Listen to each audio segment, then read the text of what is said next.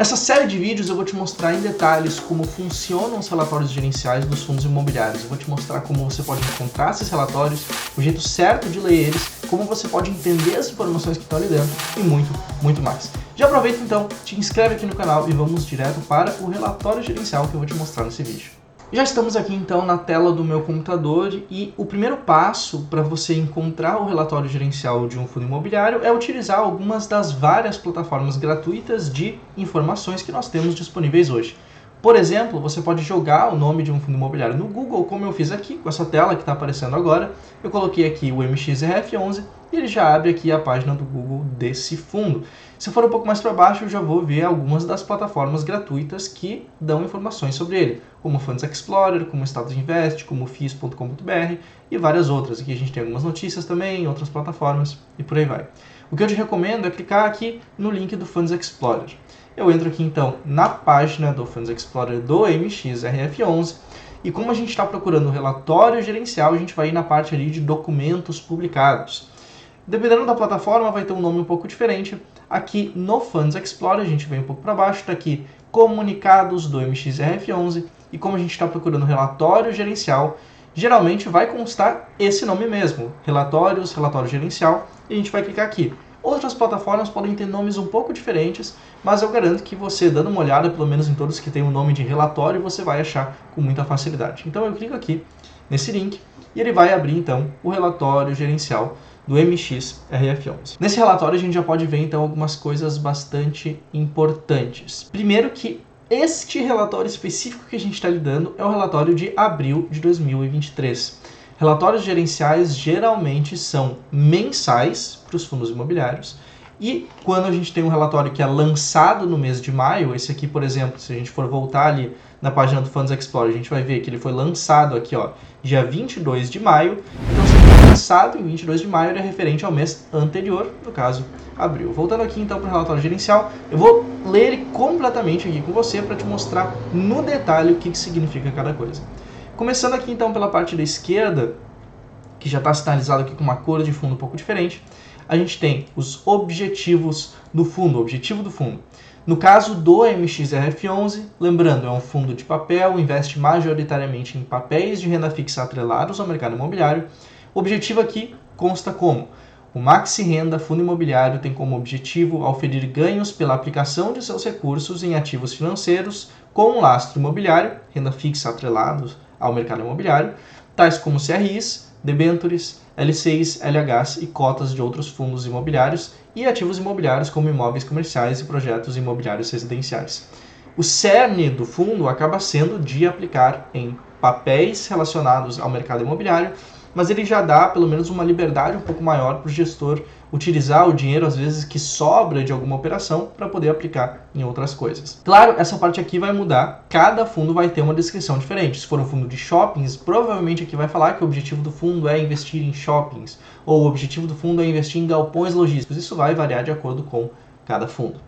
Passando então para as informações gerais, nós temos início do fundo, que é a data de listagem, quando o fundo entrou na Bolsa de Valores, no caso do MXRF11, 13 de abril de 2012.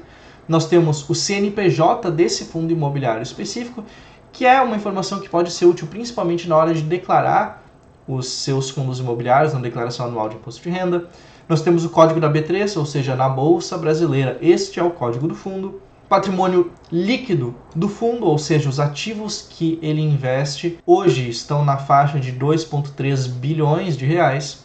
Ele tem uma quantidade de cotas de 226 milhões de cotas, ou seja, esse patrimônio aqui, dividido por essa quantidade de cotas, dá um valor patrimonial por cota de aproximadamente R$10,11. Então, se você algum dia já ouviu a expressão preço por valor patrimonial, por exemplo, PVP ou PVPA, é daí que vem esse número, é o patrimônio dividido pelo número de cotas, e esse número, o valor patrimonial por cota, é então dividido pelo preço, e você chega numa relação um pouco abaixo de 1, um pouco maior do que 1. É claro, vai depender do preço do fundo imobiliário naquela data específica. Aqui nós temos o código ISIN, que é o código internacional para esse ativo. Então, se aqui dentro da Bolsa Brasileira ele é negociado como MXRF11, ele é conhecido por esse código, internacionalmente, ISIN, International Securities Identification Number, esse código identifica ele internacionalmente em relação a outros ativos. A gente tem também a categoria da Ambima aqui, que seria um fundo imobiliário, títulos e valores imobiliários com gestão ativa. O gestor do fundo, que é quem toma as decisões de investimento, de comprar ou vender determinado CRI, determinado papel de renda fixa dentro do MXRF11, o gestor desse fundo é a XP, no seu braço de gestão de recursos, então é a XP Vista Asset Management. O administrador, que nesse caso não é quem toma as decisões de investimento do fundo, mas quem, de forma resumida, quem cuida do fundo, quem cuida da parte um pouco mais burocrática do fundo, nesse caso é o BTG Pactual. Então nós temos aqui administrador, BTG Pactual Serviços Financeiros. Logo aqui abaixo nós temos informações importantes também referentes às taxas que ele cobra, no caso a taxa de administração de 0,9% ao ano. Nós temos também a informação de número de cotistas, que no caso do MXRF11 é o fundo mais investido, com o maior número de cotistas aqui no Brasil. De acordo com esse relatório, são 823.365 pessoas diferentes que investem nesse fundo. E por fim, vem aqui novamente a regra da tributação. Por quê? Porque fundos imobiliários, no limite, eles são isentos de imposto de renda na parte da distribuição de dividendos para pessoa física, só que você pode querer investir em fundos imobiliários através de uma pessoa jurídica, ou o fundo pode ter algumas características diferentes que podem tirar essa isenção dele. Se a gente for ler essa regra de tributação aqui, diz: pessoas físicas que detêm volume inferior a 10% do total do fundo, desde que o fundo possua no mínimo 50 cotistas e suas cotas sejam negociadas exclusivamente em bolsa ou mercado de balcão organizado, uma lei de 2005, essas pessoas, de novo, pessoas que têm menos de 10% do fundo e o fundo precisa ter mais de 50 cotistas, essas pessoas são isentas de imposto de renda nos rendimentos distribuídos e tributadas em 20% de imposto de renda sobre eventual ganho de capital na venda da cota. Então, quando a gente fala que os dividendos são isentos e que em ganho de capital tem 20% de imposto, é para esses fundos. Fundos que têm mais de 50 cotistas e que o investidor não detém mais de 10% do fundo. Tem alguns fundos que não respeitam essas condições? Tem. No geral, eles não são fundos listados em bolsa. Existe também a possibilidade de um fundo imobiliário não estar listado em bolsa, dele ser um fundo fora da bolsa. Pode acontecer, existe algumas situações que faz sentido esse fundo existir, mas para todas as causas e efeitos, para nós, pessoas físicas, investidores da bolsa, você pode considerar como sendo isento de imposto de renda para os dividendos e tendo 20% de ganho de capital quando você for fazer uma venda de uma cota com lucro. Vou dar uma pequena pausa aqui no nosso vídeo para falar do Fluxo, que é a minha comunidade e treinamento de investidores. Se você recém começou a investir ou se você já investe e ainda não tem muita certeza nas decisões que você toma ao longo do tempo, eu tenho certeza que o conteúdo aqui do Fluxo pode te ajudar bastante, te guiando ao longo do tempo, fazendo com que você tome decisões melhores nos seus investimentos e, melhor do que isso, decisões mais alinhadas com você, com seus objetivos financeiros e com aquilo que você realmente espera conseguir com o seu patrimônio. Como você pode ver pelo que está aqui na tela, o Fluxo ele vai desde o básico, desde ensinar você a investir, ensinar métodos, fórmulas para você encarar os seus investimentos de forma global, como também a gente acaba passando por questões como investimento em ações, investimento em renda fixa, investimento em fundos imobiliários, estratégias de investimento em cada um desses tipos de investimentos, cada um desses tipos de produtos que você pode investir na sua corretora ou no seu banco e muito mais. Eu tenho certeza que você vai aproveitar bastante o conteúdo que tem ali dentro. Mas vamos voltar agora para o conteúdo que a gente estava vendo. Voltando aqui para cima, então, a gente tem a parte do comentário do gestor. Geralmente, nos relatórios de fundos imobiliários, os gestores ou a gestora do fundo imobiliário, ela coloca algum comentário, às vezes é um comentário um pouco mais macroeconômico, falando sobre a situação do Brasil, falando sobre a situação do mercado de fundos imobiliários como um todo, às vezes falando sobre a situação dos investimentos no mundo, às vezes relacionando taxa de juros, câmbio e esse tipo de informação.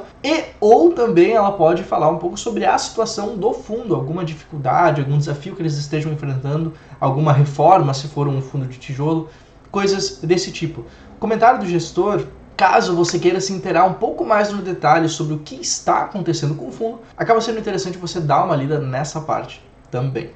Passando aqui para baixo, a gente tem a parte de distribuição de rendimentos. Aqui, nessa parte específica, a gente vê um pouco não apenas sobre quantos dividendos foram distribuídos por cota, essa última linha aqui, distribuição média por cota, mas a gente vê também informações que detalham um pouco mais a origem desse número.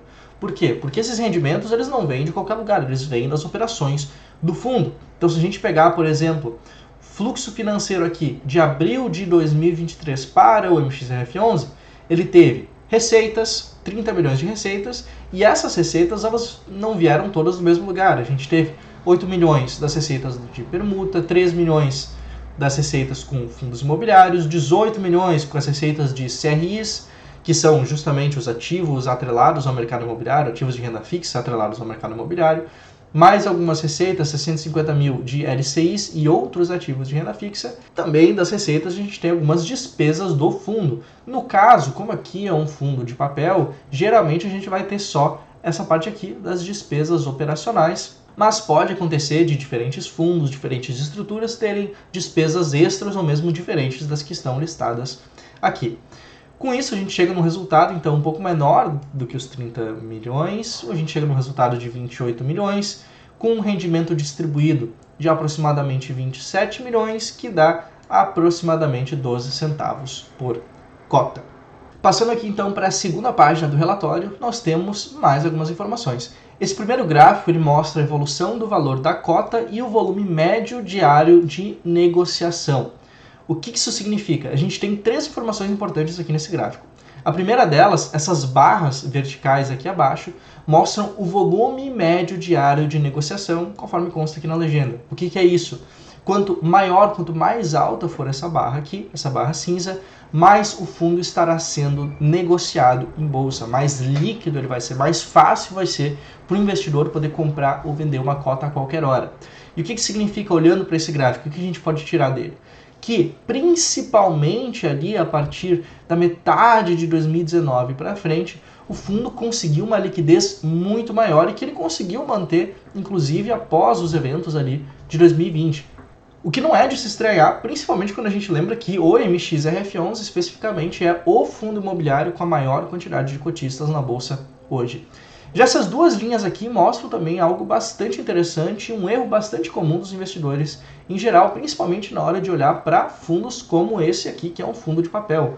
O que são essas linhas? Essa linha um pouco mais escura aqui, ela representa o valor de mercado da cota, enquanto essa linha mais clara representa o valor patrimonial da cota. Se você se lembrar da primeira coisa que eu mostrei nesse relatório gerencial aqui, o valor de mercado é a variação de preço do fundo ao longo do tempo. O preço que varia ali na corretora, ali no home broker, o preço que você consegue comprar ou vender o fundo imobiliário em um determinado momento.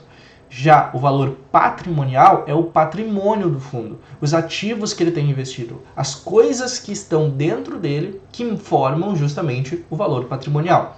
O que a gente vê ao longo do tempo, para esse fundo e para vários fundos e para quase todos os ativos vai acabar sendo uma situação muito parecida, é que ao passo que o valor patrimonial ele não se altera tanto ao longo do tempo, como a gente pode ver, essa linha aqui azul mais clara, ela acaba sendo muito mais estável ao longo do tempo em comparação ao valor de mercado, ao preço de tela, ao preço que está ali no home broker, ao preço que varia todo dia a cada negociação.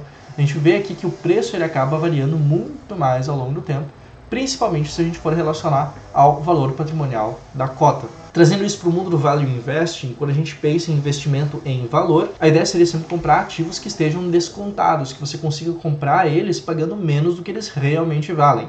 E esse realmente valem é importante, principalmente porque aqui nos fundos imobiliários, um jeito simples, um jeito facilitado, mas não necessariamente o mais correto e que esteja 100% certo a todo tempo, mas que seja um jeito fácil, é justamente olhar para o valor patrimonial do fundo. E aqui, como a gente pode ver, existem momentos em que o fundo, o preço do fundo está mais alto do que o valor patrimonial, como foi o caso até 2020, por exemplo, e existem momentos em que você consegue comprar o fundo, você consegue comprar cotas desse fundo no seu home broker pagando um preço menor do que realmente vale. No caso aqui, por exemplo, março de 2022, fevereiro de 2022, a gente tem o valor de mercado sendo menor do que o valor patrimonial da cota. Passando então para as informações aqui um pouco mais abaixo dessa página, a gente tem informações de liquidez. Olhando principalmente então para essa tabela aqui, a gente tem que a presença em pregões é de 100%. O que isso significa? Que em 100% dos dias em que a Bolsa de Valores esteve aberta para negociações, foram negociadas cotas do MXRF11. Esse é um dado que hoje em dia, com a liquidez que a gente tem no mundo de hoje, com home broker, com as pessoas usando o celular para investir até, a maior parte dos ativos na Bolsa Brasileira tem uma presença em pregões muito alta. Agora, antigamente, se a gente for voltar lá para os anos 80, anos 90, a liquidez não era tão alta na Bolsa Brasileira e havia dias em que simplesmente não havia negociação de determinados ativos, mesmo eles sendo, por exemplo, ações de grandes empresas. Hoje em dia isso não é mais tanto problema.